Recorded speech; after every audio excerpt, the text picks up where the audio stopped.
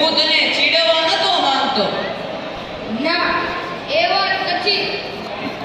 તો શું વાત છે? મને તો એ નથી સમજમાં આવતું આ ભેદભાવ શા માટે?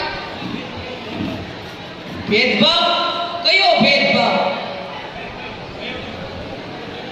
એક જ્ઞાતિનો માણસ બીજી જ્ઞાતિના માણસ સાથે જમે નહીં, એકબીજાનો હુક્કો પણ ન પીવે. અરે, હું તો બધી જ જ્ઞાતિના લોકો સાથે જમું છું અને અલગ અલગ હુક્કો પણ પી જોયો, પણ મને તો આ ભેદભાવ. નાનપણથી નરેન્દ્રમાં દેશમાં ગરીબ, જરૂરિયાતવાળા અને ભેદભાવ સભર સમાજ માટે કશું કરી છૂટવાની નેમ હતી.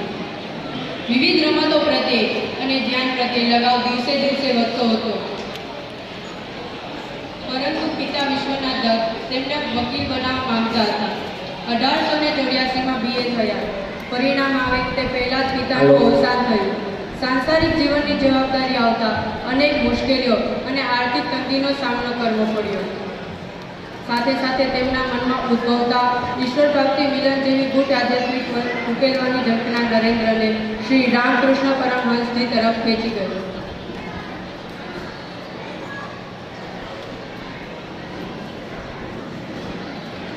પ્રણામ મહાશય.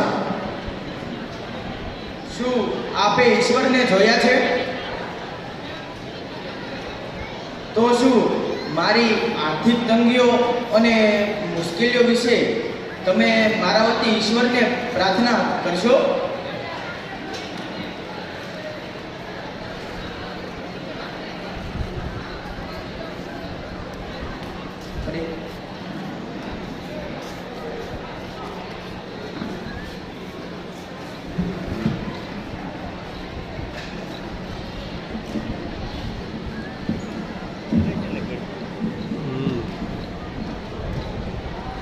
બેટા, તું જ માને સાચા હૃદય સાષ્ટાંગ પ્રણામ કરી માંગણી કર.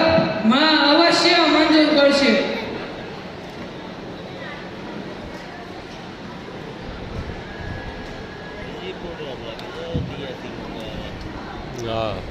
હે માં, મને વિવેક આપ, વૈરાગ્ય આપ, જ્ઞાન અને ભક્તિ આપ.